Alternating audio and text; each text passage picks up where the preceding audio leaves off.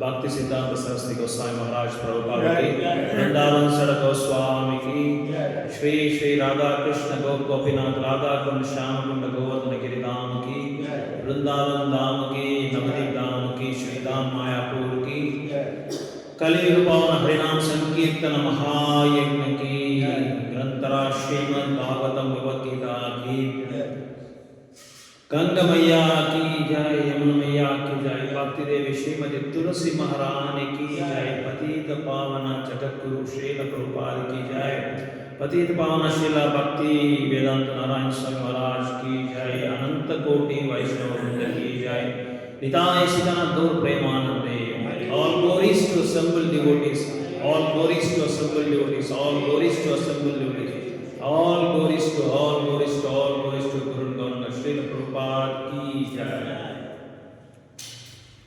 Om Namo Bhagavate Vasudevaya.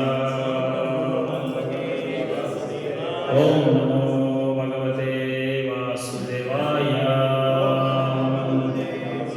Om Namo Bhagavate Vasudevaya. Narayanam Namaskrutyam Naram Chaiva Narottamam Devim Saraswatim Vyasam Tado Janudiri Nastaprayeshu Avatreshu Nityam Bhagavata Sevaya Bhagavate Uttama Sloke Bhakte Bhavati Maistigi Mukam Karodi Vachalam Pangum Langayate Girim Yat Krupatam Vande Shri Gurun Dinatarinam Paramananda Madhava Shri Chaitanya Ishwaram Krishnaya Vasudevaya Devaki Nandanaya Cha Nanda Gopa Kumaraya Govindaya Namo Namaha Namo Pankaja Navaya Namo Pankaja Maline Namo Pankaja Netraya Namaste Pankajangriye Krutaye Dhyayato Vishnum Tretayam Yajato Makai Dvapare Paricharyayam Kalitat Sankirtanam Krishna Varnam Trisha Krishnam Sangopangasya Parshadam Yagnai Sankirtana Praye Yajantihi Sumedasava Namachintamani Krishna Chaitanya Rasa Vigraha Purna Shuddho Nityamukto Abhinnatam Namanamini Sarvadharman Parityajya Mamekam Sharanam Braja Aham Tam Sarva Papebhyo Mokshaye Samima Suchaha. Welcome you all for this Bhagavad Gita session. Hare Krishna. So ரொம்ப நாளுக்கு அப்புறம் நம்ம எல்லாருமே நடந்துட்டு இருக்கோம். எல்லாம் ரொம்ப விஸ்ராமம் எடுத்துட்டு ஜாலியாக போகணும் முடிச்சுட்டு எல்லாமே வந்திருக்கீங்க. ஸோ தொடர்ந்து பாகவதத்தில் ஒரு ஸ்லோகா சொல்கிறாங்க.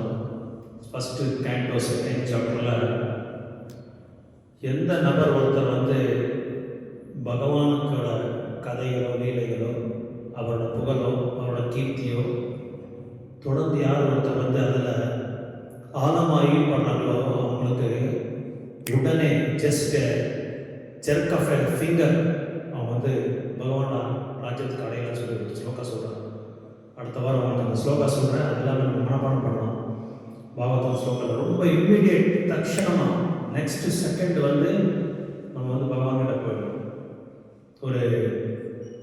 பக்தர், உயர்ந்தமான ஒரு பக்தர் ஸ்ரீபாத் ராமானுஜாச்சாரியர் ஒரு சேத்திரத்துக்கு போனாங்க. அந்த சேத்திரத்தில் ஹரே கிருஷ்ணா இப்போ பாருங்க, ஹரே கிருஷ்ணா ஹரே கிருஷ்ணா ஹரே கிருஷ்ணா. ஓகே, கிளாரிட்டி இருக்காது, ஆடியோ கிளாரிட்டி. ஹரே கிருஷ்ணா హరే కృష్ణ చెప్పండి. ఏం బయటదా మెయిన్ కరెక్ట్. వీడికి మీరు మాట్లాడేదే ఫుల్ సౌండ్ వస్తుంది. ఇది కదా ఎక్కువ ఉంది, అదే ఖాళీగా ఉంది కదా. ஸோ ஒரு தடவை ஸ்ரீபாத் ராமானுஜன், ஏன்னா எதுக்காக இது சொல்கிறேன்னா, பகவானோட பக்தர்களோட அந்த சாங்கித்யம் வந்து ரொம்ப மகோன்னதமானது, ரொம்ப அப்பாற்பட்டது. ஒரு வைஷ்ணவர் வந்து ஒரு சேத்திரத்துக்கு வராங்க அப்படின்னா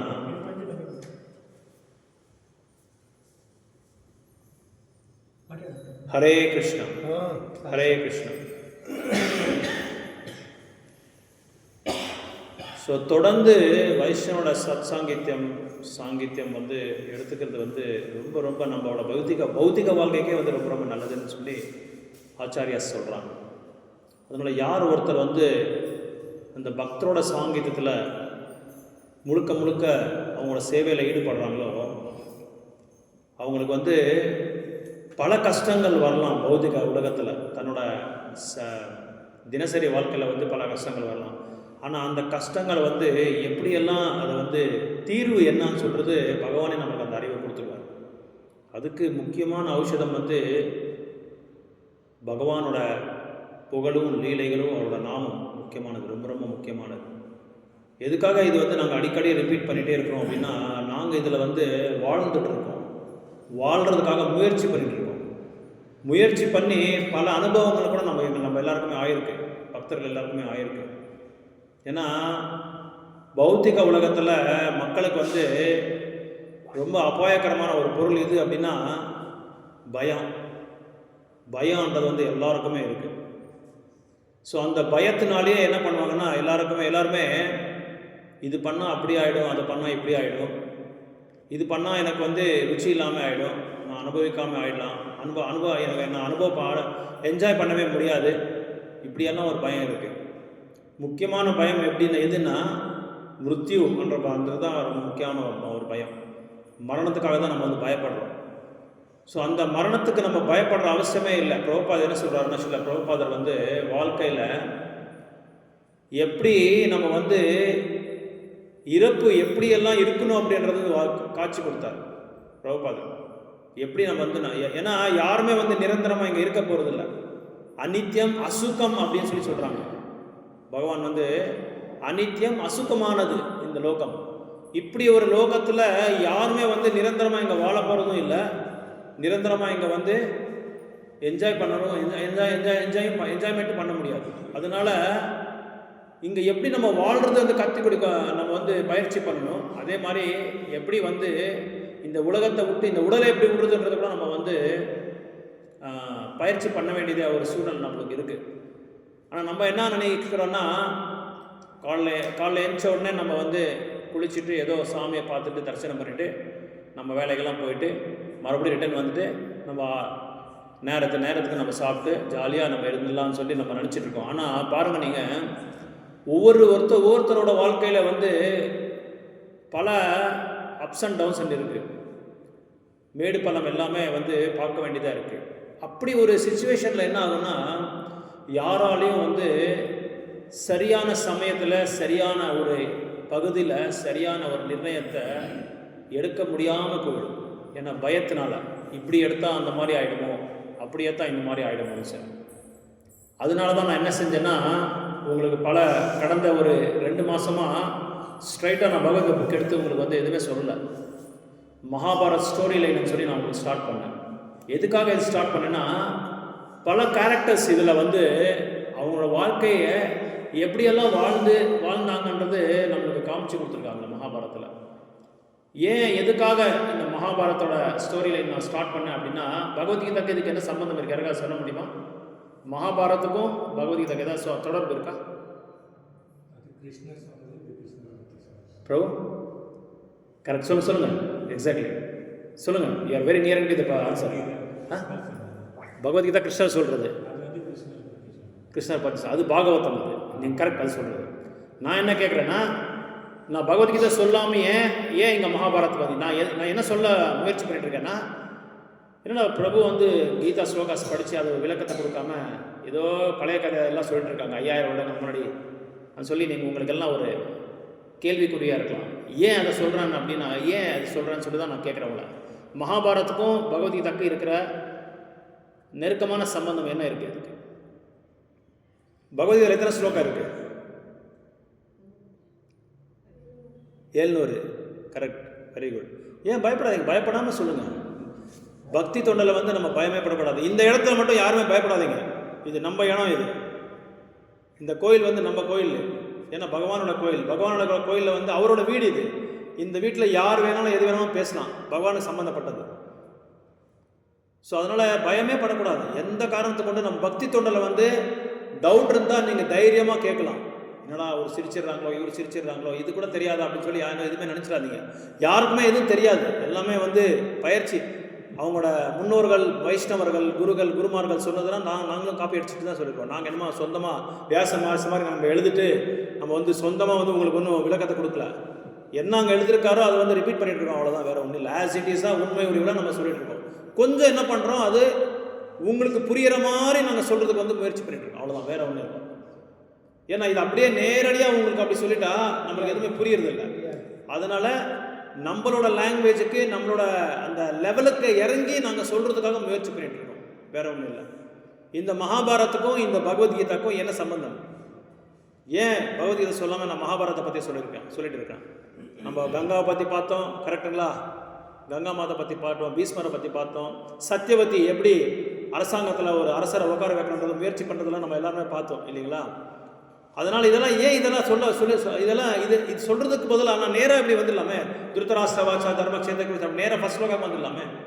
ஏன் இதெல்லாம் சொல்லிட்டு அப்புறமா தான் நான் அது தொடங்க போகிறேன்றது தான் உங்களுக்கு கேட்குறேன். சிம்பிளாக ஒன்றும் இல்லை. மகாபாரத்தில் ஒரு பகுதி தான் பகவத்கீதா. மகாபாரத்தில் பீஷ்ம பர்வம் 18 பர்வம் இருக்குது, அதாவது 18 ஸ்கந்தம்னு சொல்லுவோம். அந்த 18 ஸ்கந்தத்தில் பீஷ்மரோட பர்வத்தில் வந்து தான் இந்த 700 ஸ்லோகம் வந்து சொல்லப்பட்டிருக்கு. அதனால தான் நான் வந்து இந்த மகாபாரத்தோட பின்னலை நம்ம சொல்லாமல் இருந்தால், யார் திருத்தராஷ்டிரா, யார் இவர் சஞ்சய், யார், இதெல்லாமே நமக்கு தெரியாமல் போயிடும். ஏன்னா திருத்தராஷ்டிரா தான் மெயின். அங்கே அவர் கேட்ட ஒரு கேள்விக்கு வந்து 699 ஸ்லோகா சொல்கிறார் கிருஷ்ணர். ஒரே ஒரு கேள்வி கேட்டார், பாண்டவர்களே கௌரவர்கள் வந்து என்ன பண்ணாரு குருக்ஷேத்திரத்தில் அப்படின்னு சொல்லி கேட்ட கேள்விக்கு 699 ஸ்லோகா சஞ்சய் அப்படியே சொல்லிகிட்டே வராரு. கிருஷ்ணா என்ன சொன்னார், அர்ஜுனா என்ன சொன்னார், இதெல்லாமே சொல்லிகிட்டே வராரு. அதனால் மகாபாரத்தில் நடுவில் ஒரு பகுதி இருக்குது, முக்கியமான ஒரு பகுதி. அந்த பகுதி தான் பீஷ்ம பர்வம் அப்படின்னு.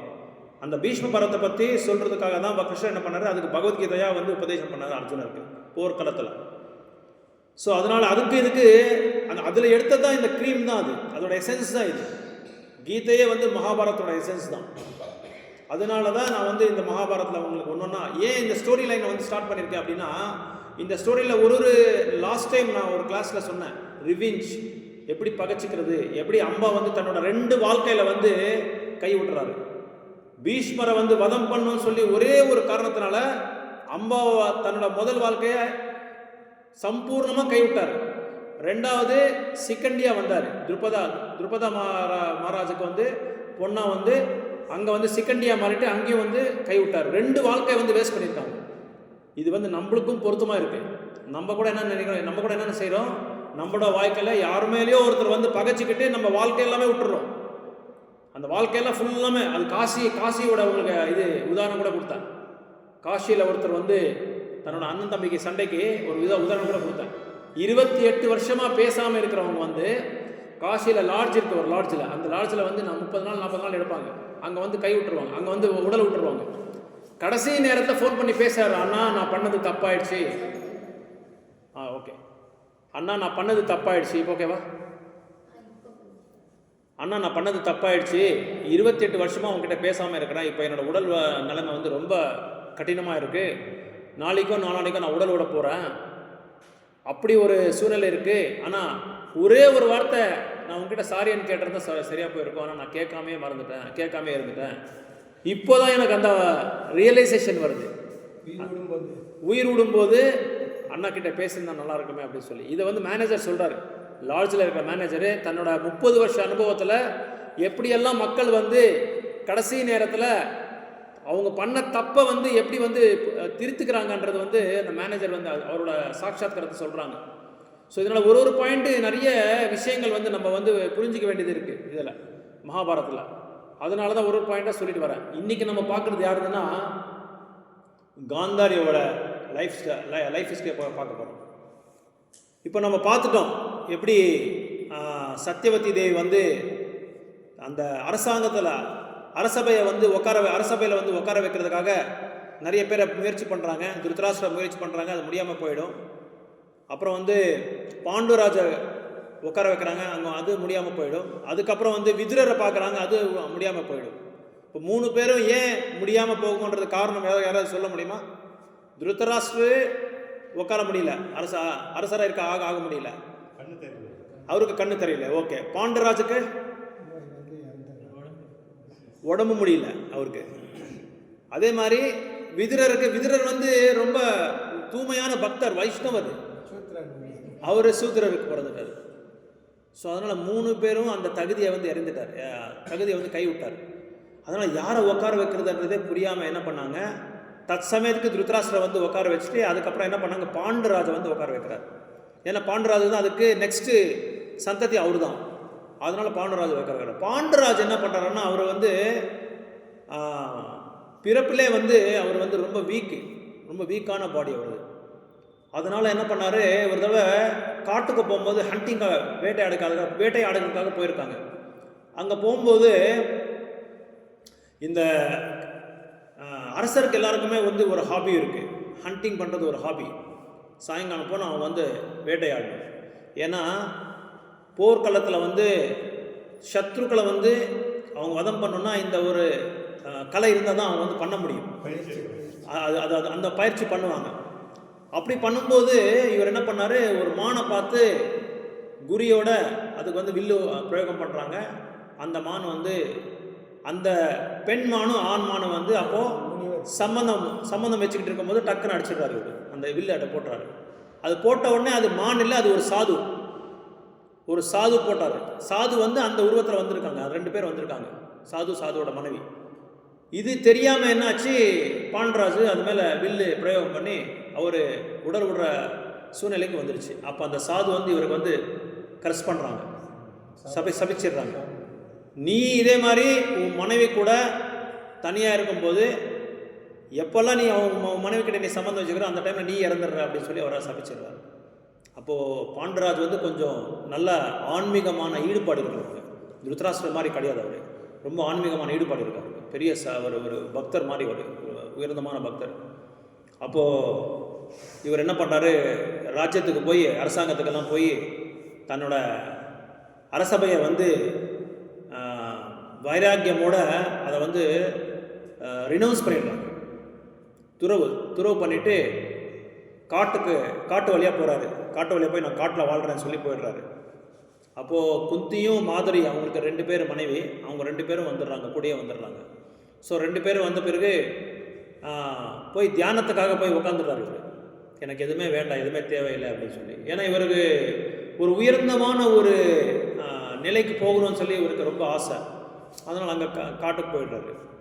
போன உடனே ஒரு நாள் குந்தி ஏதோ ஒரு வேலையில் இருக்கும்போது மாதுரியும் பாண்டராஜ் வந்து தனியாக இருப்பார்.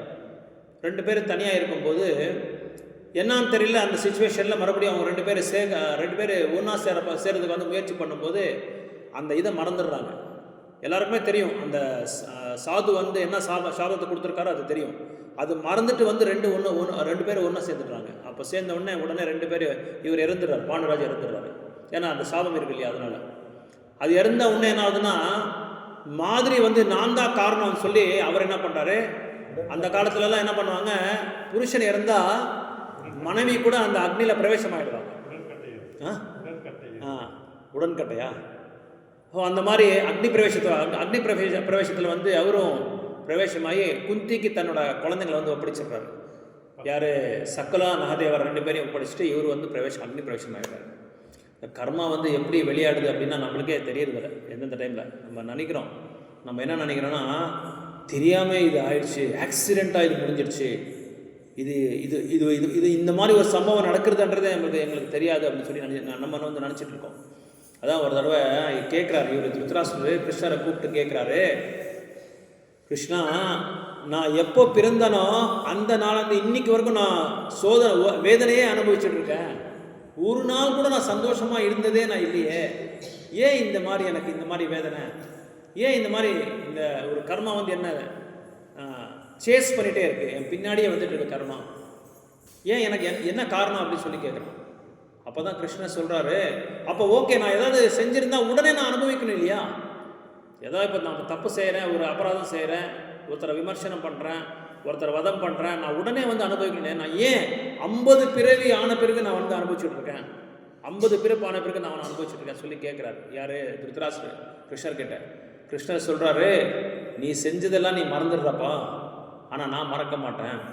கிருஷ்ணா தான் சொல்கிறார் கீதையில் வந்து அர்ஜுனருக்கு என்ன சொல்கிறாருன்னா, எப்பவும் நானும் இருப்பேன், நீயும் இருப்பேன், ஆனால் நீ வந்து உடலை வந்து மாற்றிட்டே இருக்க, நான் உடலை மாற்ற மாட்டேன் அப்படின்றார். ததா தேகாந்தர பிராப்தி 2:13 சொல்கிறார், தேகினோஸ்மின் யதா தேகே கௌமாரம் யவனம் ஜரா ததா தேகாந்தர பிராப்தி தீரஸ்தப்த நாமுக்கியத்தை அப்படின்னு சொல்கிறார். நம்ம இந்த பௌதிக உடல் எடுத்து நம்ம உடலை மாற்றிட்டே இருப்போம், ஆனால் பகவானோட உடல் வந்து மாறாது. அவர் வந்து அவினாஷ் அப்படின்னு சொல்கிறாங்க. வினாசமே கிடையாது அவருக்கு, பிறப்பிறப்பே கிடையாது அவருக்கு. அப்போது இவர் கேட்கும்போது கிருஷ்ணர் சொல்கிறாரு, கிருஷ்ணர்கிட்ட சொல்கிறாரு, வேதனையாக சொல்கிறாரு, எனக்கு கண் இல்லாமல் போயிடுச்சு, அப்புறம் வந்து என்னோடய குழந்தைங்கள் எல்லாமே 100 பேரும் போயிட்டாங்க, இப்படியெல்லாம் ஒன்றுக்கு பின்னாடி எனக்கு வேதனையே நான் பார்த்துட்ருக்கேன், வாழ்க்கையே வேதனை ஆகிட்டு இருக்கு அப்படின்னு சொல்லி சொல்கிறாரு. அப்போ கிருஷ்ணர் சொல்கிறாரு, அப்போ ஏன் அந்த நான் ஏதாவது தப்பு செஞ்சுருந்தா உடனே எனக்கு அந்த பனிஷ்மெண்ட் வேணும் இல்லையா, எனக்கு தண்டனை கொடுக்கணும் இல்லையா, ஏன் இத்தனை பிரிவு எடுத்துகிட்டு வந்து நான் வந்து இந்த இது அனுபவிச்சுட்ருக்கேன் அப்படின்னு சொல்லி கேட்கும்போது கிருஷ்ணர் சொல்கிறாரு, நீ வந்து வேடனாக இருந்த உன்னோட லாஸ்ட் பிறவியில், நீ வேடனாக இருக்கும்போது நீ என்ன பண்ண, ஒரு குருவிக்கு நீ வந்து அந்த வில்லை வந்து நீ வந்து பிரயோகம் பண்ணி அந்த குருவி இறந்துருச்சு. அந்த குருவி வந்து உனக்கு சாபம் கொடுத்துருச்சு. என்ன சாபம் கொடுத்துச்சுன்னா, அந்த குருவிக்கு 100 முட்டைகள் இருந்துச்சு, 100 முட்டைகள் பக்கத்திலே வச்சுருந்தாங்க. அந்த குருவி தன்னோட குழந்தைகளுக்கு முன்னாடியே உடல் விட்டுடுச்சு. அதே மாதிரி நான் எப்படி உடல் விட்டனோ அதே மாதிரி நீ கூட இந்த உடல் விட்டுற அப்படின்னு சொல்லி அது சாபம் கொடுத்துடும். யாருக்கு? திருத்தராஷ்டிரருக்கு. இவர் அந்த வில்லு பிரயோகம் பண்ணும்போது கரெக்டாக கண்ணு கடிச்சிருக்காரு. அவர் சக்ஷு அப்படின்னு சொல்லுவாங்க சம்ஸ்கிருதத்தில். சக்ஷுக்கு கரெக்டாக பிரயோகம் பண்ணி நினச்சிருக்கும் போது அவங்க 2 கண்ணு போயிடும். இதே மாதிரி உனக்கும் நீ பிறக்கும் போது அடுத்த பிறவில உனக்கு 2 கண் இல்லை, உன் கண்ணு முன்னாடியே 100 குழந்தைகளும் உன்னை வதம் பண்ணுறது நீ பார்க்குற அப்படின்னு சொல்லி அவரை வந்து சபிச்சிடுறாரு. இது வந்து நம்ம என்ன நினைக்கிறோம், கதையாக நினச்சிட்டு இருக்கோம், நம்ம கட்டுக்கதையாக நம்ம நினச்சிட்டு இருக்கோம். ஆனால் அது உண்மை. இதெல்லாம் நடக்கிறதெல்லாம் நம்ம வாழ்க்கையில் கூட நடந்துகிட்டே இருக்கு. இன்னும் நம்ம வந்து அதை ரெக்கக்னைஸ் பண்ணல. we are not recognizing and we are not realizing it. நம்ம கண்ணு முன்னாடியே எல்லாமே நடந்துட்டு இருக்கு. இந்த கர்ம தத்துவத்தை வந்து யாராலையும் புரிஞ்சிக்கவே முடியாது. அதுக்கு 2 குருவி இருக்கும், ஆண் குருவி பெண் குருவி. சாபம் கொடுக்குது திருத்தராஷ்டிரருக்கு, கண்ணுக்கு கரெக்டாக அடிக்கிறாரு இல்லையா.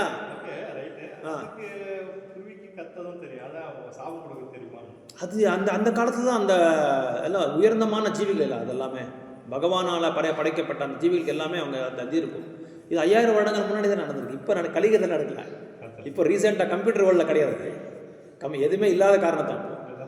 அதான் அப்போது எல்லாமே பேசுவாங்க, குருவியும் பேசுவாங்க, எல்லாமே பேசுகிற அளவுக்கு அவங்களுக்கு வந்து அந்த இது இருக்கும், அந்த மந்திர சக்தி இருக்கும். இப்போது ஜராசந்தா நீங்கள் கேள்விப்பட்டிருப்பீங்க. ஜராசந்தாவோட அம்மா வந்து ஒரு பெரிய ராட்சசி. அந்த ராட்சசி 2 பிரிஞ்சிருக்கிற அந்த ஒரு குழந்தைய வந்து தன்னோட மந்திர சக்தினால 2 வந்து அப்படியே ஜாயின் பண்ணுது. அந்த அளவுக்கு அவங்களுக்கு அந்த மந்திர சக்தி இருக்கும். இப்போல்லாம் நம்ம வந்து ஒரு ஹோமம் பண்ணோம், ஒரு யக்ஞம் பண்ணோம்னா நம்ம வந்து மேட்ச் பாக்ஸ் யூஸ் பண்ணுறோம். அப்போல்லாம் மேட்ச் பாக்ஸ்லாம் கிடையாது. அக்னி அப்படியே உத்பவம் ஆகும். மந்திரத்தினால அப்படியே அக்னி உத்பவம் ஆகும். அதனால தான் நான் நம்ம எல்லாருமே மந்திரத்தை சொல்கிறேன். மகா மந்திரத்தினால எதை வேணாலும் உத்பவம் பண்ணிக்கலாம். நம்ம வாழ்க்கையை வந்து சரி பண்ணிடலாம், சீர் பண்ணிடலாம் நம்ம வாழ்க்கையை. ஆனால் நம்ம வந்து அதுக்கு அந்த அளவுக்கு நம்ம வந்து நம்பிக்கை இல்லை. நம்பிக்கை இல்லை, தகுதி இருக்கு. தகுதி எல்லாருக்குமே இருக்கு. ஆனால் சைத்தன்ய மகாபிரபு கொடுத்துட்டாரு. நீங்க சொன்ன மாதிரி தகுதி இல்லை, ஆனா சைத்தன்ய மகாபிரபு கொடுத்துட்டாரு தகுதி. பாருங்க, சைத்தன்ய மகாபிரபு, நித்யானந்த பிரபு. இந்த நித்யானந்த பிரபு யாராவது பார்த்துருக்கீங்களா? ப்ளூ கலர் பெருசா போட்டிருக்காங்க பாருங்க.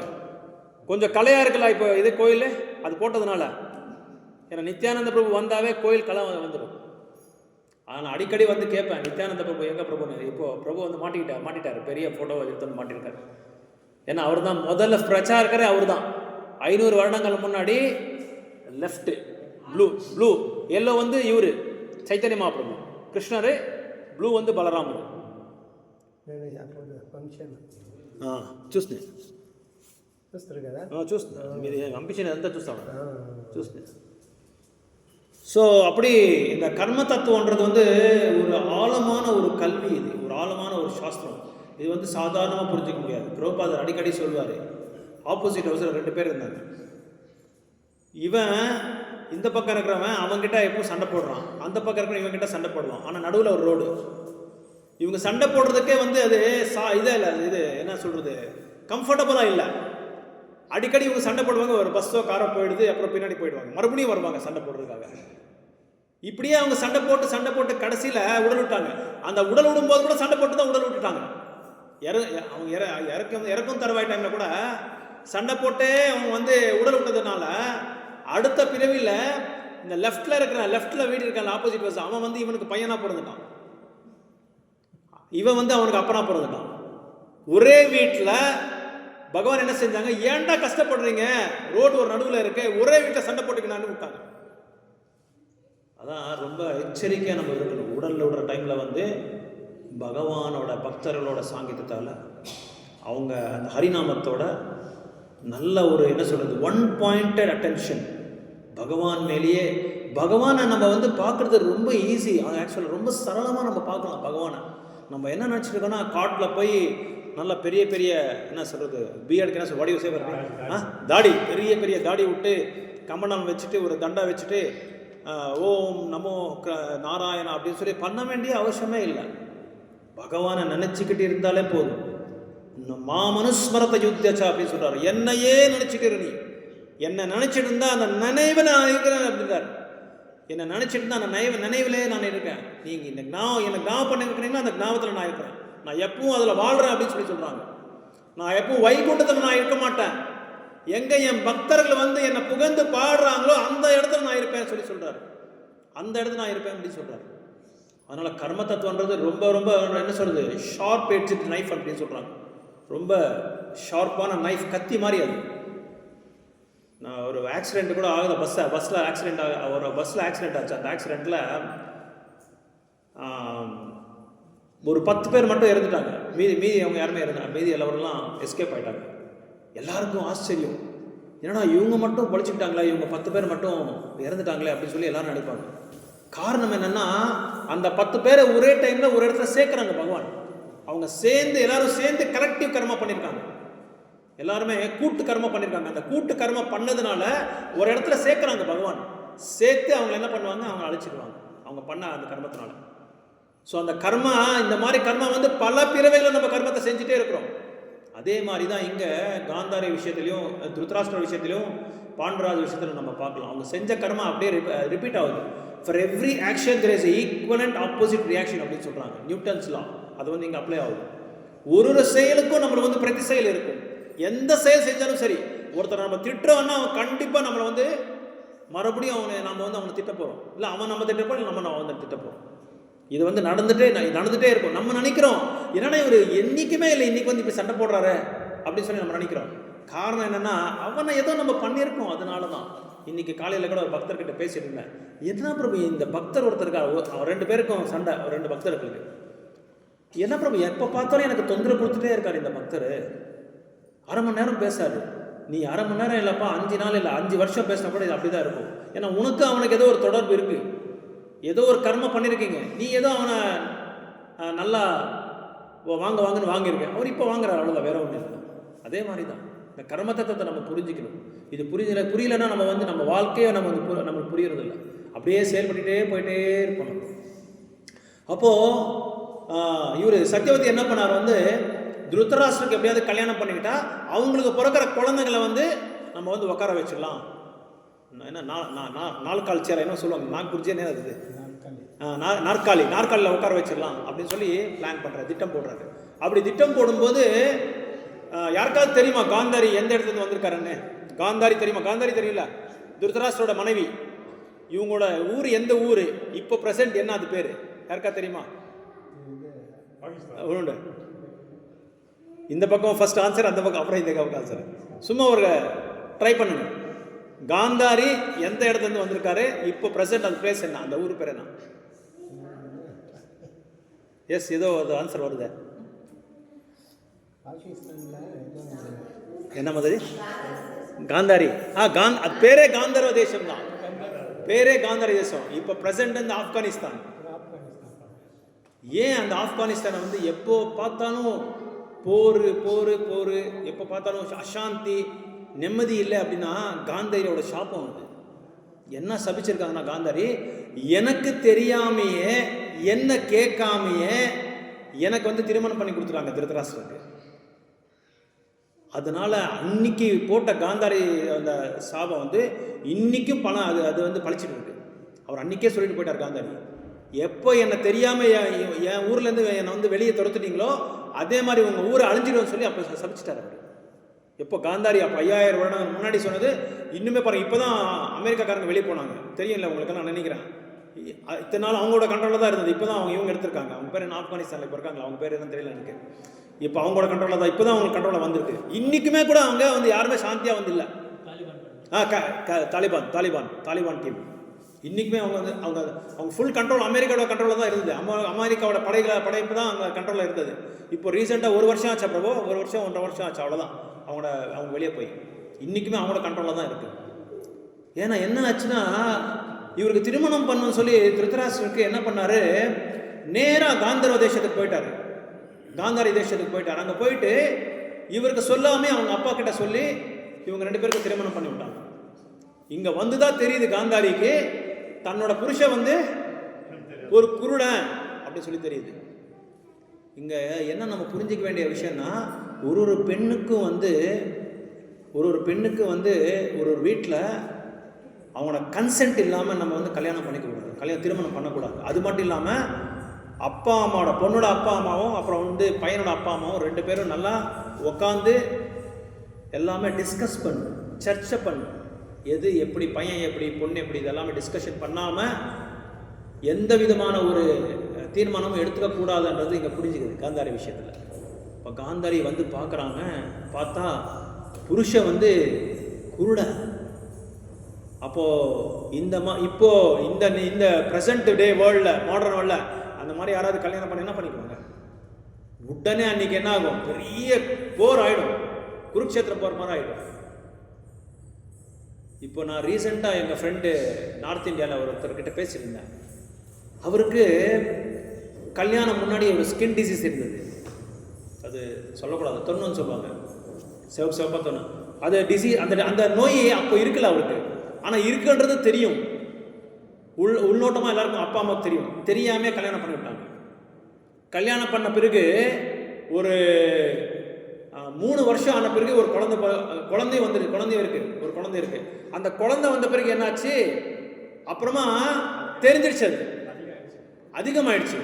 நீங்கள் சொன்ன மாதிரி அதிகமாகிடுச்சு. இங்கே மூஞ்சி மேலாம் வர ஆரம்பிச்சிச்சு. ஆரம்பித்தோடனே உடனே பொண்ணோட அப்பா அம்மா வந்து ஒரே சண்டை வீட்டில்.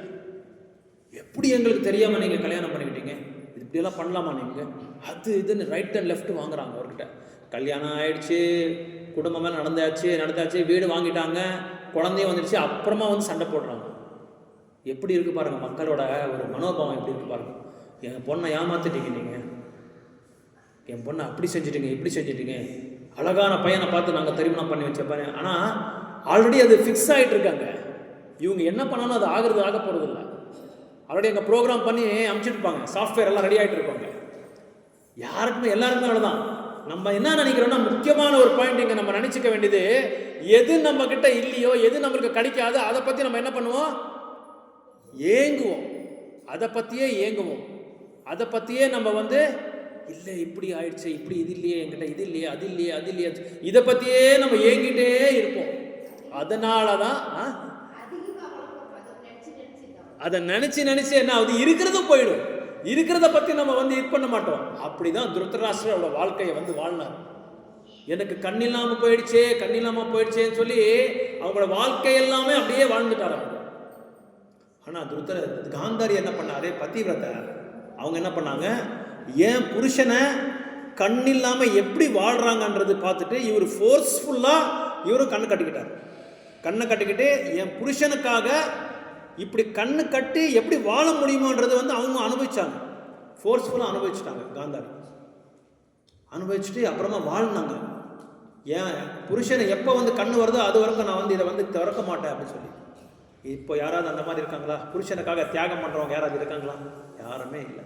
இங்கே சொல்லிக் கொடுக்குது நம்மளுக்கு மகாபாரதம் என்ன சொல்லிக் கொடுக்குதுன்னா, புருஷன் எப்படி இருந்தாலும் சரி அவனை அட்ஜஸ்ட் பண்ணிக்கிட்டு கோஆப்ரேட் பண்ணிட்டு அவனை ஒத்துழைப்பு கொடுத்து நம்ம வாழ்றது எப்படின்னு சொல்லி காமிச்சு கொடுத்தாரு காந்தாரி. இந்த பாயிண்ட் கொண்டு சொல்றதுக்காக தான் நான் உங்களுக்கு சொன்னேன். இன்னொரு பாயிண்ட் என்ன சொன்னேன்னா, இன்னொரு பாயிண்ட் என்ன நான் சொல்ல வரேன்னா, நம்மளுக்கு இல்லாததை பற்றி நம்ம என்றைக்குமே ஏங்கக்கூடாது. நம்மளுக்கு என்ன இருக்கோ, whatever we have with us, satisfy with that. இருக்கிறத வச்சு நம்ம திருப்தி அடையணுமே தவிர இல்லாததை பற்றி நம்ம எப்போ ஏங்க போகிறோமோ அப்போ என்ன ஆகுது, வாழ்க்கை எல்லாமே வீணாக போயிடும். இப்படி தான் குழந்தைகளை இப்படி வளர்த்துறாங்க. இப்போ இவங்க தாய் தகப்பனார், அவன் அமெரிக்காவில் படிக்கிறான், இவன் கனடாவில் படிக்கிறான், அவன் ரஷ்யாவில் படிக்கிறான், நீயும் படிக்கணும், நீயும் டாக்டர் ஆகணும், நீயும் அட்வொகேட் ஆகணும், நீயும் சாஃப்ட்வேர் ஆகணும், போட்டு அவங்கள ப்ரெஷர் பண்ணுறாங்க குழந்தைங்களை. அதனால தான் குழந்தைகள் என்ன பண்ணுவாங்க, அந்த ப்ரெஷருக்கு ஏற்றிக்கிட்டு அங்கே வேறு மாதிரி பண்ணுவாங்க. அவங்க வேறு மாதிரி படிப்பாங்க, வேறு கல்வியை படிப்பாங்க. அதனால தான் குழந்தைங்களுக்கு அவங்கவுங்களுக்கு தகுந்த மாதிரி அவங்க கேப்பபிலிட்டி, அவங்களோட எபிலிட்டி, அவங்களோட ஆட்டிடியூடுக்கு தகுந்த மாதிரி தான் நம்ம சொல்லிக் கொடுக்கணுமே தவிர, அதுக்கு தகுந்த மாதிரி நம்ம வளர்த்துணுமே தவிர மற்றவங்கள காம்பீட் பண்ணி மற்றவங்கள ஒப்படைச்சு நம்ம குழந்தைங்களை வளர்த்தக்கூடாது. இன்றைக்குமே ரொம்ப முக்கியமான ஒரு பாயிண்ட். அதே மாதிரி இங்கே பார்க்கலாம், நம்ம காந்தாரி அந்த திருதராஷ்டிரோட மனோபாவம் எப்படி இருக்கோ அதே மனோபாவம் இவங்களுக்கெல்லாம் பிரபாவம் ஆயிடுச்சு. 100 பேருக்கு அப்படியே பிரபாவம் ஆயிடுச்சு. இன்னொன்று என்ன ஆச்சு, அது நான் இதுக்கு சொல்கிறது மறந்துட்டேன். இந்த பொறாமை பற்றி சொல்கிறதுக்கு ஒரு சின்ன அங்கே ஒரு கிளைமேக்ஸ் இருக்குது. காந்தாரிக்கு யார், காந்தாரிக்கு இப்போ பையன் பிறக்கிறானா இல்லை குந்திக்கு பையன் பிறக்கிறானோன்றது ஒரு காம்படிஷன் இருக்குது. அந்த காம்படிஷனில் யார் முதல் பிறக்கிறாங்களோ அவங்கள என்ன பண்ணுவாங்க, உட்கார வச்சிருவாங்க, சிம்மாசனத்தில் உட்கார வச்சுருவாங்க. இது போட்டியா? இந்த போட்டிக்கு காந்தாரிக்கு அங்கே பொறாமை வந்துருச்சு. நான் தான் முதல்ல குழந்தைய பெற்றிக்கணும், என் பையன் தான் நான் இதில் அரசபையில் உட்கார வச்சிருக்கேன்னு சொல்லி போட்டி வந்துருச்சு. இங்கே என்னாச்சுன்னா, குந்தி தேவிக்கு ஒரு வரம் இருக்குது. துர்வாசமணி ஒரு வரம் கொடுத்துருக்காரு. என்ன வரம் கொடுத்துருக்காருன்னா, அவர் என்ன நினச்சா அது ஆயிடும். அந்த வரத்தை கொடுத்துருக்காரு இவருக்கு. அதாவது எந்த தேவர்களை கூப்பிட்டா கூட அவங்க குழந்தைகளை பெற்றுக்கலாம் குந்தி தேவி. ஏன்னா அந்த அளவுக்கு உயர்ந்தமான ஒரு வைஷ்ணவி யார், குந்தி தேவி. காந்தாரி பொறாமை, திருதராஷ்டிரனுக்கும் பொறாமை. என் தம்பி பசங்க யாருமே உட்காரக்கூடாது, நான் தான் அப்போ வந்தது தான் அண்ணன் தம்பியோட சண்டை இன்னும் நடந்துகிட்டே இருக்கு. நம்ம கலியுகத்தில் இப்பவும் நடந்துகிட்டே இருக்கு, இனிமே கூட நடக்கும். ஒரே ஒரு 2 வார்த்தை அவ்வளோதான், சாரின்றது 2 பேர் சொல்லிட்டா உடனே அந்த ஸ்பாட்லேயே இதாகிடும். 2 பேரும் சமாதானம் ஆகிடும். ஆனால் யாருமே சொல்ல மாட்டாங்க, நான் எதுக்கு சொல்லணும்.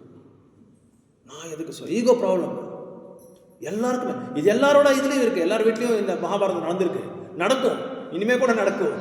நம்ம புரிஞ்சுக்கலன்னு நடந்துகிட்டே இருக்கும் இது. அதனால் இங்கே பார்த்தாரு, காந்தாரிக்கு ஃபஸ்ட்டு குழந்தை பிறந்துச்சு, அது அபார்ஷன் ஆயிடுச்சு. உடனே குந்தி தேவி என்ன பண்ணாரு, பாண்டராஜ் சொல்லி கொடுத்துட்டாரு. பாண்டராஜ் உடலை விட்டும் போது என்ன சொல்கிறாருன்னா, குந்தி தேவிக்கு நீ ஆவாகனம் பண்ணிக்கிட்டு நீ குழந்தைகளை பெற்றிக்கோன்னு சொல்லி அவருக்கு ஒரு இதை குரலை கொடுத்துட்டாரு, ஒரு அட்வைஸை கொடுத்துட்டாரு. குந்தி தேவி உடனே ஃபஸ்ட்டு அவர் யாருக்குன்னு கூட சொல்லிட்டாரு பாண்டராஜ். யமராஜை ஆவாகனம் பண்ண உடனே அவர் தர்மராவுக்கு பிறப்பு கொடுத்துட்டாரு. இதே மாதிரி இந்திரர் ஆவாகனம் பண்ணும்போது அவருக்கு என்ன பண்ணாரு, அர்ஜுனருக்கு கொடுத்துட்டாரு. இந்த மாதிரி ஆவாகனம் பண்ணி அவர் குழந்தைகளை பெற்றுக்கிட்டாரு. இது பெற்றுக்க என்ன ஃபர்ஸ்ட் குழந்தைகளுக்கு என்ன ஆச்சுன்னா, 2 வருஷத்துக்கு அர்ஜுனர் பிறந்துட்டாரு, அதுக்கு 2 வருஷத்துக்கு இவர் பீமர். இது பார்த்த உடனே காந்தாரிக்கும் கையை எடுத்துட்டு அந்த கர்ப்பத்தோட இதுக்கே வந்து போட்டு நல்லா அடிச்சுக்கிட்டாரு. அடித்த உடனே அந்த இதெல்லாம் சதையெல்லாமே வெளியே வந்துடுச்சு. அது வெளியே வந்த உடனே வியாச மகரிஷியை கூப்பிடுறாரு. வியாச மகரிஷியை கூப்பிட்டு அந்த சதையை வந்து 100 துண்டாக வந்து இது பண்ணுறாரு. 100 துண்டாக வந்து அதை பிரிச்சுட்டு 100 பானையில் போடுறாங்க. டெஸ்ட் டியூப் பேபி அப்போ வந்தது, இப்போ வந்தது கிடையாது. அந்த காலத்திலே வந்து டெஸ்ட் டியூப் பேபி இருக்குது. எந்த காலத்தில் 5000 வருடங்கள் முன்னாடியே எந்த விதமான சர்ஜரி இல்லாமல், மெடிக்கல் ட்ரீட்மெண்ட் இல்லாமல், சயின்ஸ் அண்ட் டெக்னாலஜி இல்லாமல் அப்போ வந்திருக்கு. அதை வந்து காப்பி பண்ண தான் இப்போ இருக்கிற விஞ்ஞானிகள். ஸோ அது அந்த 100 எடுத்து 101 பானையில் போட்டு அதுக்கு வந்து அந்த மந்திர சக்தியை கொடுக்குறாங்க வியாச மகர்ஷி. அது கொடுத்த உடனே 100 குழந்தைங்களே ஒரு பெண்ணு வந்து 100 பசங்க ஒரு பொண்ணு. அப்போ தான் அவங்க வந்து காந்தாரி வந்து இது கொடுக்குறாங்க, அவங்க இவங்களுக்கு பிறப்பு கொடுக்குறாங்க. அவங்க எப்படி பிறந்திருக்காங்கன்னா, திருத்தராஷ்டிரோட மனோபாவம் எப்படி இருக்கோ அதே மனோபாவம் அதே இவங்க மேலாம் பிரபாவம் ஆயிடுச்சு. அதனால தான் ஒருத்தர் கூட அரசர் ஆகிறதுக்கு இதே வாய்ப்பே இல்லாமல் போயிடுச்சு.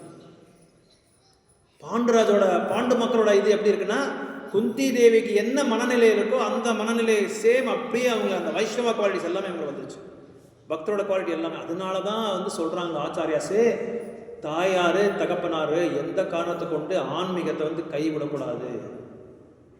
சதா என்ன நித்தியமாக வந்து பகவானோட நாமத்தையும் அட்லீஸ்ட் நம்மளால 24 மணி நேரம் கூட முடியலன்னா ஒரு 2 ஹவர் அட்லீஸ்ட் ஒரு நாளைக்கு 1 ஹவர் 2 ஹவர்ஸ் ஒரு 2 மணி நேரமாவது நம்ம வந்து ஸ்பெண்ட் பண்ணணும், செலவு பண்ணணும். அதுக்காக பகவானோட நாமத்தை சொல்கிறதுக்கு, பக்தரோட சாங்கியத்தை பண்ணுறதுக்கு, இதுக்கு எல்லாமே செலவு பண்ணணும்.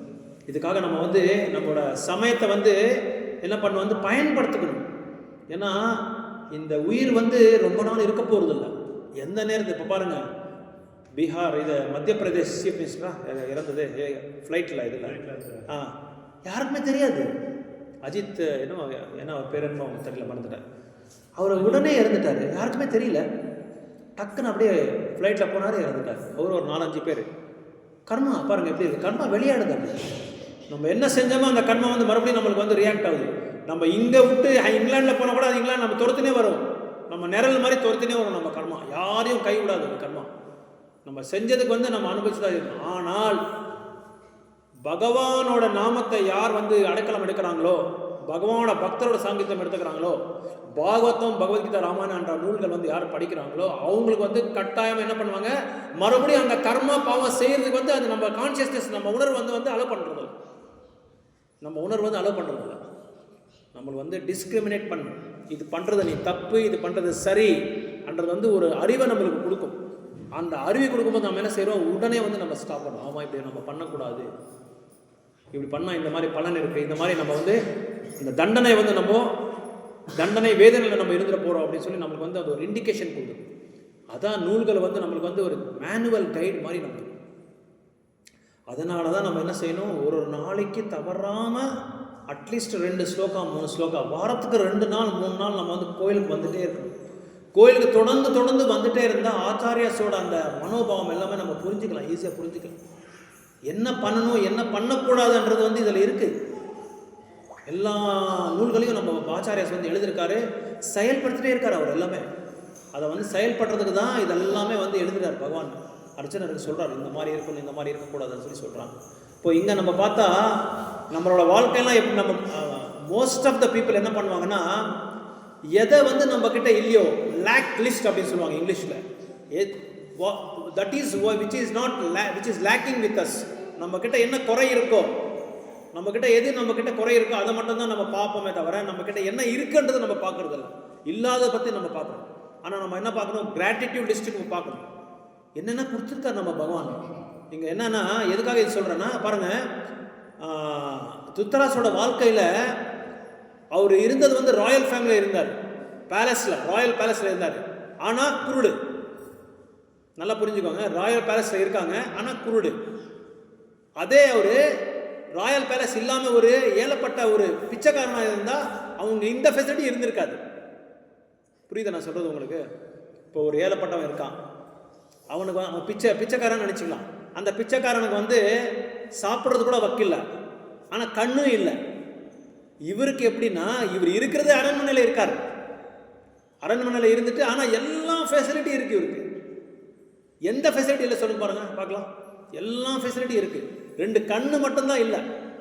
ஆனால் அந்த 2 கண்ணுக்கு சப்ளை பண்ணுறவங்க, ஹெல்ப் பண்ணுறவங்க எல்லா சர்வெண்ட்ஸ் இருக்காங்க. ஆனால் இவருக்கு என்ன வேதனை? கண் இல்லை, கண் இல்லை, கண் இல்லை. எல்லாம் பகவான் எல்லாம் கொடுத்துருக்காரு. எல்லாம் கையை காலை வந்து இது என்ன பண்ணுறது, மாலிஷ் பண்ணுறவன் ஒருத்தன் இருக்கான், கையை மாலிஷ் பண்ணுறவன் ஒருத்தர் இருக்கான், 2 கைக்கு 2 பேர், 2 காலுக்கு 2 பேர், 2 இடுப்புக்கு 2 பேர், எல்லாம் சர்வெண்ட் சேவகர்கள் இருக்காங்க. ஆனால் இவருக்கு என்ன வேதனை? கண் இல்லை, கண் இல்லை, கண் இல்லை, கண் இல்லை, கண் இல்லை. இப்படி இருக்கு. ஆனால் ஒரு பெக்கருக்கு என்ன சொல்றீங்க, ஒரு பிச்சைக்காரன், அவன் வந்து அவனுக்கு எதுவுமே ஃபெசிலிட்டிஸ் இல்லை, எந்த சௌகரியமும் இல்லை, எல்லாமே அசௌகரியமா இருக்கு, அசாந்தியா இருக்கு, திருப்தியே இல்லை. ஆனால் எந்த விதமான ஃபெசிலிட்டி, ஆனால் இருந்தாலும் அவனுக்கு வந்து 2 கண் இல்லை. இது 2 கம்பேர் பண்ணி பாருங்க எப்படி இருக்குன்னு. எல்லாமே இருந்துட்டு நம்ம என்ன செய்யணும்? நம்மளுக்கு என்ன குறைவாக இருக்க சொல்லுங்க பார்க்கலாம். எல்லாம் பகவான் கொடுத்துருக்காரு, நம்மளுக்கு எல்லா வசதியும் கொடுத்துருக்காங்க, எல்லா வசதியும் கொடுத்துருக்காரு. சாதாரணமாக சிம்பிளாக ஒரு 2 மணி நேரம் நம்ம வந்து பக்தி தொண்டு பண்ணுறதுக்கு நம்ம எந்த விதமான கஷ்டமே இல்லை. எந்த சூழ்நிலையும் நம்ம செய்யலாம். எதுக்கோ நம்ம வந்து நம்ம லைஃப்பை வந்து தியாகம் பண்ணிகிட்டே இருக்கோம், டைமை ஸ்பெண்ட் பண்ணிகிட்டு இருக்கோம், டைமை வீணாக்கிட்டு இருக்கோம். ஆனால் பகவானோட கோயிலுக்கு வரணும், பக்தர்களோட சாங்கித்யம் செய்யணும்னா நம்மளுக்கு வந்து அதுக்கு வந்து லாஸ்ட் ரிசல்ட் தான். நம்மளுக்கு எதுவுமே இல்லாமல் சமயத்தில் தான் நம்ம வருவோம். சங்கட பந்தாக வெங்கட ரமணான்னு சொல்லி கன்னடாவில் சொல்லுவாங்க. எப்போது நம்மளுக்கு வந்து ரொம்ப கஷ்டமாக இருந்தால் பகவான்கிட்ட வந்து நம்ம வேண்டிக்கிறோம், பகவான்கிட்ட நம்ம போய் பிரார்த்தனை பண்ணுறோம். 24 hours நம்ம வந்து பண்ண அவசியமே இல்லை. ஒரு நாளைக்கு 2 மணி நேரம், அவ்வளோதான், ஜஸ்ட் 2 hours. இங்கே வந்து 2 நாள், வாரத்துக்கு 2 நாள் ப்ரோக்ராம் நடந்துகிட்டே இருக்குது. தேர்ஸ்டே ஃப்ரைடே 2 நாள். இது 2 நாள் வந்தால் போதும், உங்கள் வாழ்க்கையில் நீங்கள் நிறைய மாற்றத்தை நீங்கள் பார்க்கலாம். இதே மாதிரி தான் நாங்கள் வந்து 30 வருஷத்துக்கு முன்னாடி 2 நாள் தான் வந்து, ஒரே நாள் தான் வந்துட்டு இருந்தோம், வாரத்துக்கு 1 நாள்.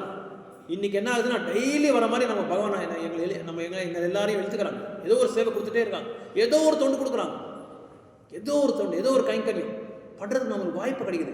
அது பண்ண என்ன ஆகுதுன்னா, என் பாகவதத்தில் ஒரு ஸ்லோகால சொல்கிறாங்க, ஸ்ருண்வதா ஸ்வகதம் கிருஷ்ணா புண்ணிய ஸ்ரவண கீர்த்தகா ஹிருதயந்திஸ்தோ அபத்ராணி. நம்ம வந்து இந்த ஸ்ரவணம் கீர்த்தனம் பண்ண என்ன ஆகுதுன்னா, நம்ம இதயத்தில் இருக்கிற அந்த பௌத்திகமாக இருக்கிற அந்த ருச்சிகள் எல்லாமே கொஞ்சம் கொஞ்சமாக போயிட்டே இருக்கும். அப்போ என்ன ஆகும், அவர் மேலே நம்மளுக்கு ஆசை, அவர் மேலே ஒரு பற்று, அவர் மேலே ஒரு ருச்சி வந்து வளர்ந்துட்டே இருக்கும். நம்மளுக்கு நாளைக்கு வளர்ந்துட்டே இருக்கும். அப்போ வந்து நீங்கள் வந்து ஒரு கேள்வி கேட்கலாம், பிரபு இப்படி நீங்கள் சொல்லிட்டா எங்களோட ஃபேமிலி குடும்பம்லாம் யார் பார்க்குறாங்க, எங்கள் குழந்தைங்களை யார் பார்க்குறாங்க, எங்கள் மனைவி புருஷன் அவங்களாம் யார் பார்க்குறாங்க, ஸ்கூலுக்கு போகிறாங்க, வேலைக்கு போகிறாங்க, இதெல்லாம் யார் பார்க்குறாங்க, லக்ஷ்மி வேணுமே. அதை பற்றி நாங்கள் கவலையே படக்கூடாது. அந்த நீங்கள் என்ன ஆக்டிவிட்டீஸ் பண்ணுறீங்களோ அது பண்ணிகிட்டே இருங்க. ஃபேக்ட்ரிக்கு போகிறீங்களா போங்க, கம்பெனிக்கு போகிறீங்களா போங்க, வியாபாரம் பண்ணுறீங்களா பண்ணுங்கள், சமையல் பண்ணுறீங்களா வீட்டில் பண்ணுங்கள். இருக்கிற சமயத்தை பகவானுக்காக நம்ம வந்து ஒதுக்கி வைக்கணுமே தவிர அந்த இதெல்லாம் உற்ற சொல்ல பகவான் கூட டூ யுவர் பிரிஸ்கிரைப்ட் டியூட்டிஸ் அப்படின்னு சொல்கிறாங்க கீதையில். உன்னோட கடமையை நீ செய். கடமை எப்போ நீ வேணாம்னு சொல்லாங்க. நீங்கள் கீதையில் வேணால் படித்து பாருங்கள். உங்களுக்கு என்ன கடமையில் இருக்கு, நீ சத்திரியனா இருக்கிறியா சத்திரியனா வேலை செய், பிராமணனா இருக்கியா பிராமண விருத்தி என்ன இருக்கோ அந்த விருத்தியோட அந்த வேலையை நீ செய், வைஷ்யனா இருக்கிற வைஷ்யனோட வேலை செய், வியாபாரம் செய், கோரக்ஷனா செய், கோசேவை செய், எல்லாமே செய். ஆனால் என்ன நெய்யை மறக்காம இரு. நான் இல்லைன்னா நீ உனக்கு எதுவுமே. இப்போ நம்ம உட்காந்துருக்கிற பூமி யாருது? இது யார் கொடுத்த பூமி? இது பகவானுக்கு சம்பந்தப்பட்டது, அவரோட ஆஸ்தி இது. ஈஷாவர்ஷம் இதம் சர்வம் அப்படின்னு சொல்றாங்க ஈசோபனிஷத்துல. எல்லாமே எனக்கு சம்பந்தப்பட்டது தான், இது என்னோட ப்ராப்பர்ட்டி இது. ஆனால் நீங்கள் என்ன பண்ணிட்டு இருக்கீங்க, எந்து உந்துன்னு சொல்லி பிரபுபா சொல்லுவார். ஒரு ரூமில் 2 நாயை போட்டு விட்டா பூட்டிட்டு என்ன பண்ணுவாங்க, அந்த நாய் கிளின்னு கிழிச்சிடும். 2 இந்த நாய் அந்த நாயை கிழிச்சிடும், அந்த நாய் இந்த நாயை கிழிச்சிடும். அதான் இப்போ உலகத்தில் நடந்துட்டு இருக்கு. என்னோட பூமி என்னோட ஜமீன்னு சொல்லி 2 பேர் போர் பண்ணிகிட்டே இருக்காங்க.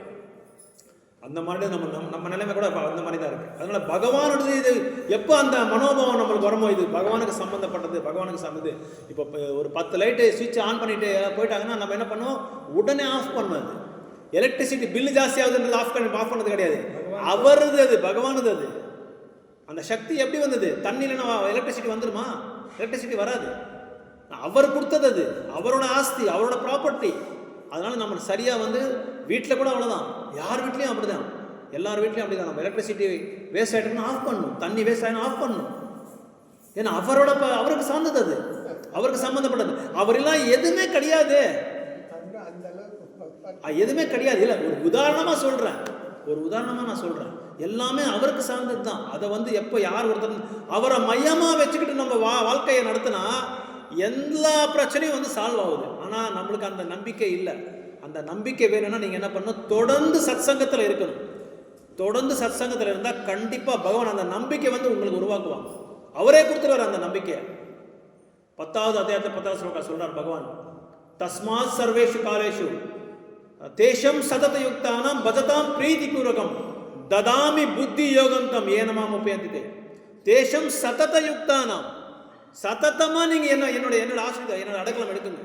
அப்போ உங்களுக்கு நான் என்ன செய்யறேன், என்ன புரிஞ்சுக்கிறதுக்கு அந்த ததாமி புத்தி யோகந்தம், அந்த புத்தி யோகத்தை நான் உங்களுக்கு கொடுத்துட்றேன் அப்படின்னு சொல்றேன்.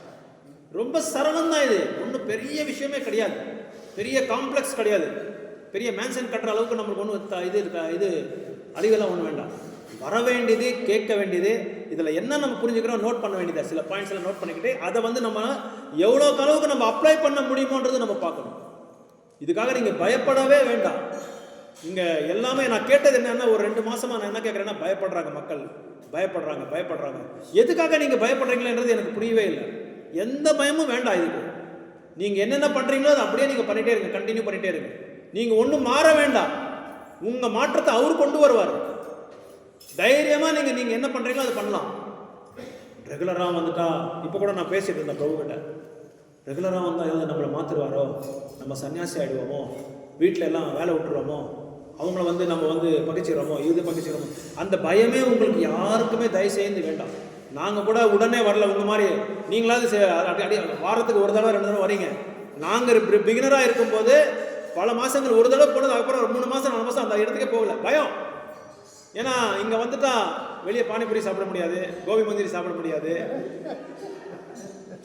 அப்புறம் சம்சம் ஸ்வீட் சாப்பிட முடியாது, பெங்காலி ஸ்வீட் சாப்பிட முடியாது, மசாலா தோசை சாப்பிட முடியாது. இந்த பயமே உங்களுக்கு வேண்டாம். நீங்கள் என்ன வேணுமோ அதை சாப்பிடுங்க. யாராவது உங்களுக்கு சொல்லியிருக்காங்களா இது சாப்பிடக்கூடாதுன்னு சொல்லியிருக்காங்களா? நீங்கள் இது சாப்பிடக்கூடாது, அதுக்கும் குடிக்கிறது, அப்புறம் காஃபி டீ குடிக்காதீங்க அப்படி யாராவது சொன்னாங்களா உங்களுக்கு? யாராவது சொன்னிருந்தால் தயவுசெய்து மன்னிச்சிடுங்க. நீங்கள் காஃபி நல்லா குடிங்க, டீ நல்லா குடிங்க, என்ன வேணும் நீங்கள் பண்ணுங்க. ஆனால் ஒன்று மட்டும் போய் செய்யுங்க, வாரத்துக்கு 2 நாள் கோயிலுக்கு வாங்க, அவ்வளோதான் போதும். நீங்கள் என்ன வேணாலும் பண்ணுங்க. உங்களுக்கு தெரியுமே தெரியாது, நான் உண்மையை சொல்கிறேன் பாருங்க. லாஸ்ட் நான் தீட்சை எடுக்கிறதுக்கு பின்னாடி நாள் 5 பிளேட் பானிபூரி சாப்பிட்டு தான் நான் அடுத்த நாள் தீட்சை எடுத்தேன். 5 பிளேட், ஒரு பிளேட் கிடையாது, ஒரு பிளேட் 30 ரூபாய், 5 பிளேட் சாப்பிட்ருக்கேன். அது வெங்காயம் நிறைய போட்டு சாப்பிட்டேன். ஏன்னா வெங்காயம் எனக்கு ரொம்ப பிடிக்கும், பிரியம், நான் வெங்காய பிரியம். தோசை போட்டால் மாவே அதில் தெரியக்கூடாது, அந்த மாதிரி தான் வெங்காயம் போட சொல்லி எங்கள் அம்மா சொல்லியிருந்தாங்க, அது சாப்பிட்டேன்.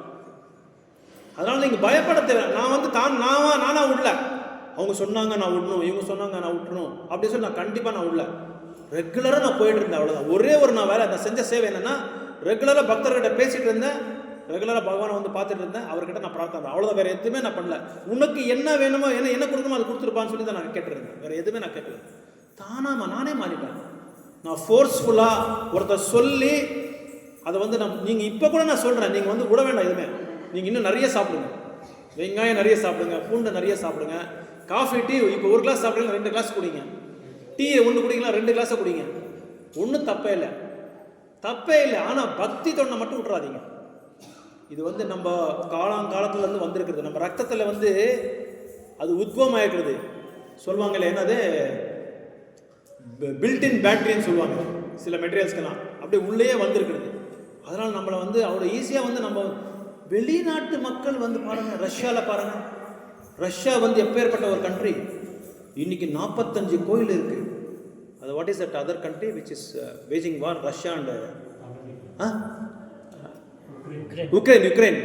யுக்ரைன் சின்ன நாடு, தமிழ்நாடு சைஸ் கூட இல்லை, 45 கோயில் இருக்கு.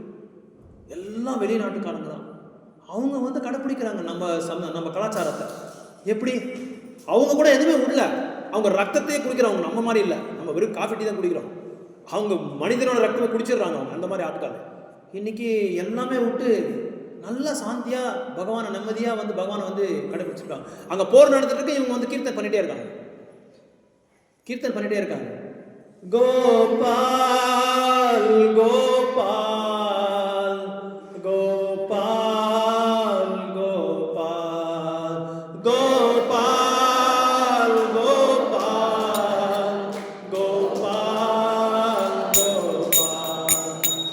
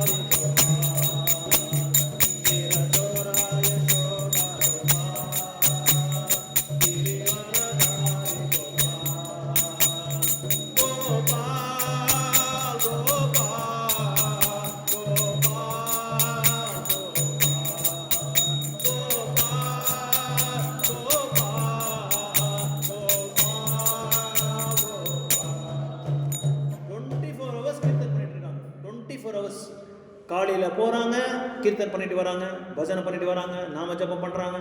சாயங்காலம் போகிறாங்க 6 மணிக்கு, மறுபடியும் 8, 8:30 மணி, 9 மணிக்கும் அங்கேயே வந்து சாப்பிட்டு பிரசாதம் சாப்பிட்டு அப்புறமா தான் வீட்டுக்கு போகிறாங்க. மனைவி, புருஷன், குழந்தை எல்லாருமே.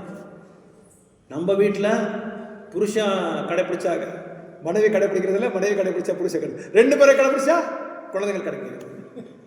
அதனால இதை பற்றி நீங்கள் எதுவுமே யாருமே வந்து பயமே படாதீங்க. இந்த பயம்தான் நம்மளை வந்து மறுபிறவிக்கு வந்து இது வழி கொடுத்துரும். மறுபிறவி எடுத்தால் மறுபடியும் நம்ம வந்து இந்த கடோரமான வாழ்க்கையை வந்து வாழ வேண்டியதாக இருக்கும். பாருங்க, ஜஸ்ட் நீங்கள் ரிமெம்பர் பண்ணுங்க, 4 இயர்ஸ் பிஃபோர், 6 வருஷத்துக்கு முன்னாடி கொரோனாத்தில் எவ்வளோ கஷ்டப்பட்டிருக்கோம் நம்ம. இந்த பகவானே இல்லைன்னா நம்ம இங்கே உட்காந்து நம்ம கேட்க முடியுமா அவரை பற்றி? நம்ம எல்லாரையுமே காப்பாற்றி வச்சிருக்காரு, அவர் பாதுகாப்பு கொடுத்துருக்காரு. எத்தனையோ பேர் போயிட்டாங்க. கொஞ்சம் யோசனை பண்ணி பாருங்க, ஒரு ஸ்மால் கிருமி எவ்வளோ வேலை செஞ்சுருக்கு பாருங்க. இதுக்கு எல்லாமே நம்ம அவங்களுக்கு வந்து கிராட்டிடியூட் நம்ம வந்து எக்ஸ்பிரஸ் பண்ணோம் இல்லையா? அவங்களுக்கு வந்து நம்ம வந்து தேங்க்ஸ் சொல்லணுமா இல்லையா? எப்படி நம்ம தேங்க்ஸ் சொல்லலாம்? தேங்க்யூ கிருஷ்ணா, நீ பண்ணது ரொம்ப நல்லதாச்சு அப்படின்னு சொல்லி விட்டுற வேண்டியதான். நம்ம என்ன சொல்லணும்? ஹரே கிருஷ்ணா